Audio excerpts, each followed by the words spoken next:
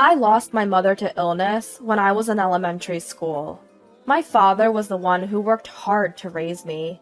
I loved my gentle father dearly. When I married my husband Ethan, my father shed tears and said, "Please, take good care of Lily." My only concern was Ethan's parents. Both my father-in-law and mother-in-law graduated from prestigious private universities. They were true elites. Father-in-law established his own company when he was young and literally made a fortune in one generation. However, not long after we married, the company went bankrupt. It was because mother-in-law, who was registered as an executive, spent too much of the company's money. My desperate in-laws suggested moving in together. "Clearly, we're going to have children, and we can't afford to support you," Ethan argued. Listening to my husband's words, I sighed with relief. Unless there was a need for caregiving, I wanted to avoid living with my in-laws. It seemed my husband felt the same. Then father-in-law yelled, "Are you repaying the kindness of raising you with ingratitude?" Mother-in-law began to cry. "This is what happens when you marry a woman from a poor family. You've become rotten to the core." My in-laws wanted to live together. We wanted to avoid it. The conversation got nowhere. "It's really impossible to live together, but maybe we can send some money." My husband said that, and I glared at him. But paying money meant we wouldn't have to live together. I chose the option that would lighten my mental burden, persuaded by my husband. However, this was the beginning of our troubles. The agreement was to provide $300 a month, but they kept asking for additional money every month, saying, "We can't pay for medical bills and medicine," or "My back hurts, so I need to go to a chiropractor." I had my doubts about whether this was true, but I didn't feel like going to check. If we refused, they might bring up living together again. I grappled with frustration, but endured the constant begging for money. Our finances were barely making ends meet every month. That's why I started working part-time at a bar, leaving my young son Noah at the childcare center. The bar paid well, and they would let me take home leftover food. Somehow, we managed to stabilize our finances. And when Noah turned 10, my husband was ordered to transfer by his company. Since the transfer was to a rural area, Noah and I considered moving with him. But my husband said, "It's better to be near your father," and thought of my father, who lived alone. My father's house was about 20 minutes away by train. The transfer location was at a distance that required the use of a bullet train. I decided to rely on my husband's words. While I was working at the bar, my father would take care of Noah. He seemed happy to spend time with his grandson. I would take home food from the bar, and my father, Noah, and I would gather around the dining table. Noah, who never warmed up to his paternal grandparents, was unreservedly affectionate with my father. My humble and grandson-loving father, on the other hand, was the complete opposite of my in-laws. They would brazenly claim to be my parents and eat and drink as they pleased at the bar where I worked, leaving without paying. I paid all their bills. They didn't come often, but they seemed to show off to friends or juniors when they did. Once or twice a month, it still hurt to pay for them, from my part-time earnings. The manager often sent something and gave me substantial discount, saying, "You're always working hard." I want to splash beer on them someday. How satisfying that would feel. I indulged in fantasies of defeating my in-laws. In the fall of Noah's junior year in high school, preparing for university entrance exams, I received a call from my husband. "I can come home in the spring." "Really?" "Yeah, and with a promotion to boot. I really put you through a lot. Let's live happily together again, the three of us." Next spring is looking busy. As soon as I hung up, the electronic sound of an incoming call rang out. Thinking it was my husband, I answered without looking. "What?" I inadvertently let out a careless, deflated voice. "Hello, this is the city hospital?" The caller explained the urgent matter in a tense voice. My father had collapsed and was taken to the hospital. He had stopped to buy Noah's favorite pudding at a convenience store and fainted in front of the cashier. I grabbed only my wallet and phone and rushed to the hospital. Although I couldn't get many details, I was told my father was in emergency surgery. "Dad!" I called out to him, praying, "Please make it. Please." When I arrived at the hospital, I gave the reception staff my father's name. "I heard he's in surgery now." I pressed the staff at the front desk, drenched in sweat. "Please, head to the 4th floor." I was directed to the operating room. The surgery wasn't over yet, so I sat on the bench, praying and waiting. Several hours later, the doctor informed me the surgery was done. The diagnosis was a stroke. There would be a slight impairment in speech and motor functions, but I was nothing but grateful that his life was spared. Dad's condition gradually stabilized. During my free time, I visited the hospital, talking to Dad, even giving his immobile hand a massage. "Dad, today, Noah." I made sure to tell Dad all about Noah. His initial response was weak, but daily rehab was fruitful, and Dad started to show signs of recovery. One day, while massaging his hand as usual, Dad weakly grasped my hand. It was the first response since the surgery, and I was so happy that I cried. "Dad, you did great." Then, Dad slowly shook his head and pointed at me with the hand he could move. "Thank you," he stuttered, smiling. He should have had difficulty moving his facial muscles, yet he smiled at me. Stroke aside, Dad seemed to have aged, becoming smaller. I recalled him at the wedding. "Take good care of Lily," he had said, firmly shaking hands with my husband. Strong, dependable hands. Now they had become small, so it was my turn to protect Dad. I firmly grasped my thin father's hand, encouraging myself. I had to leave the hospital before evening as I had a part-time job at the bar. I hope Dad continues to recover. I started my job full of hope. My in-laws were the first to enter when the shop opened. "Lily dear," they called cheerfully. They brought along 2 men, a bit older than themselves. I didn't care how they were related, and didn't care to know, so I led them to their seats, following the restaurant's protocol. "As soon as you sit, order as much as you like," said father-in-law.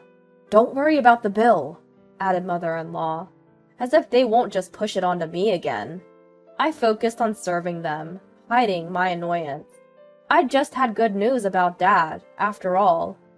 The peaceful events at the hospital were ruined by the in-laws in front of me. Sure enough, they knew no bounds. They ordered beer, soju, sake, one after another. The table was a mess, with spilled drinks and food scraps. The 2 men they brought seemed drunk and started harassing me. "Hey, wife, bring the beer, quickly." What a shame. Our daughter-in-law here. Really, such an incapable wife. The in-laws began to loudly criticize me on purpose. I tried to hold back since I was at work, but my heart couldn't contain it. "Excuse me, customers! There are others here. Can you please quiet down a bit?" I attempt a desperate counterattack. I hoped that by speaking loud enough for other customers to hear, it would embarrass my in-laws. "It's just a party. Who cares?" That's what they mean by "you can tell where someone's from." "Look, your plate's open, ma'am." Fueled by alcohol, their remarks escalated. "It seems she was raised so carelessly because she has no mother." I was so entangled by my mother-in-law's words that I couldn't respond. I was already holding back at the edge of my limits from having my daughter Noah insulted. But now they're even mentioning my late mother. I've always wanted to splash beer on them. Imagining defeating my in-laws like this had become part of my daily routine.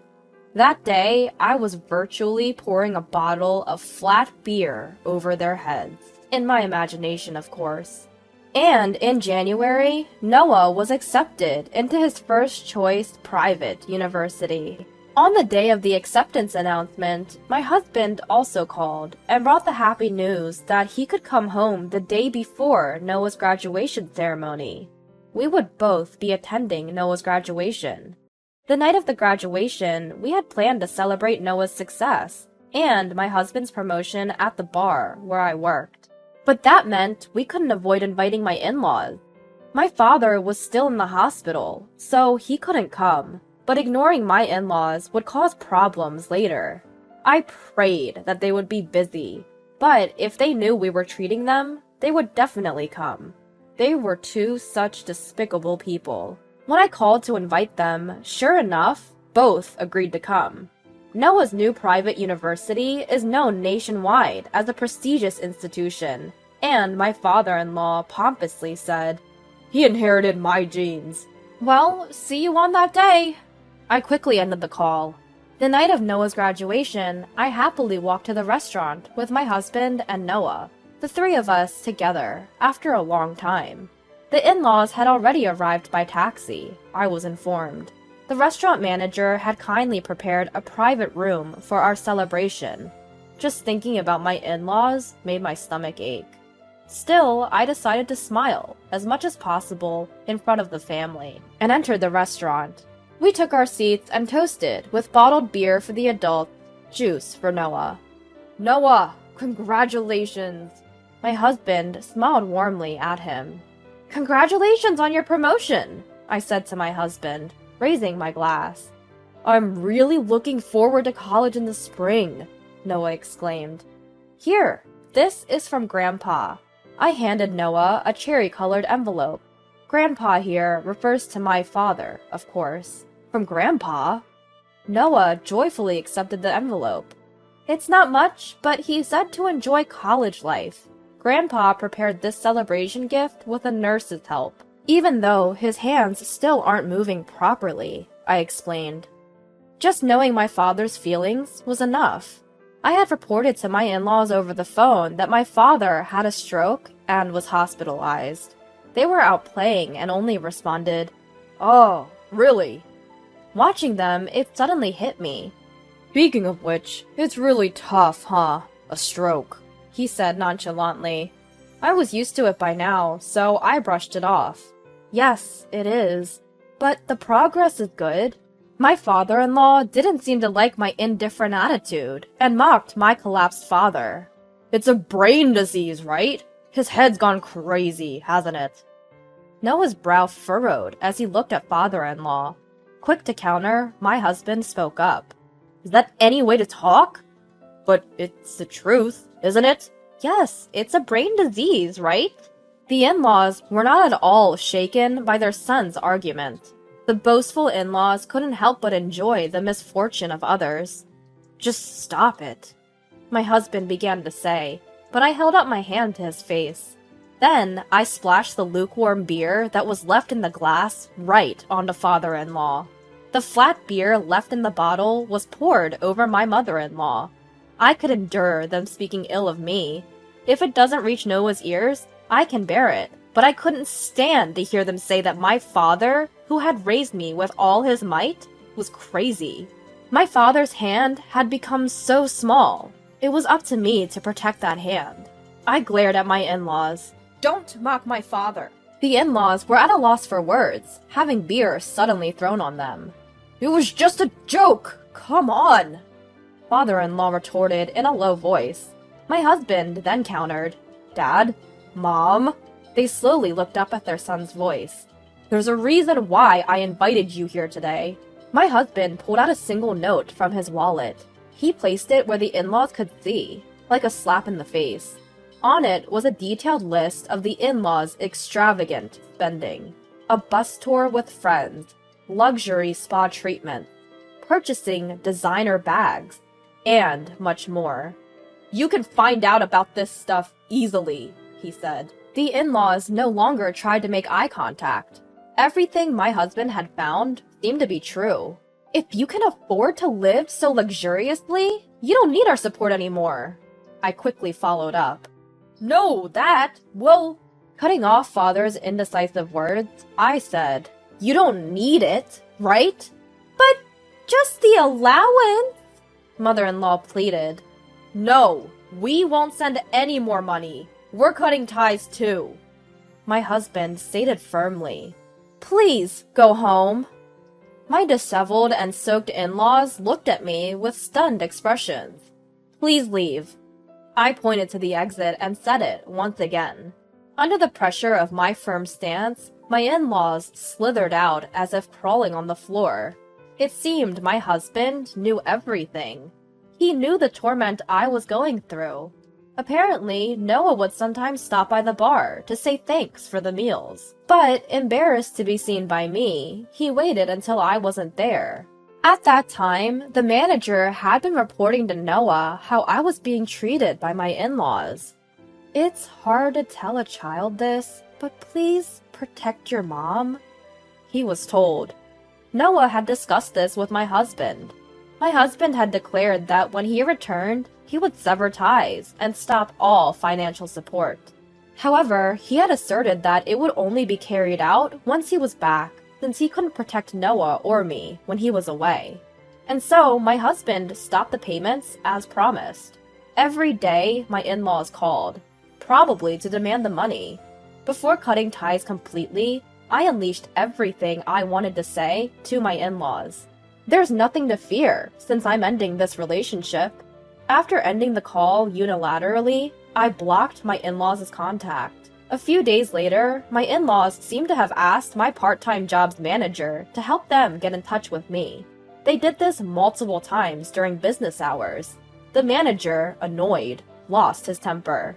"Don't ever come back to our store," he yelled, throwing an empty beer bottle and chasing them out. In the conversation between my in-laws at that time, I heard words like payments and monthly installments.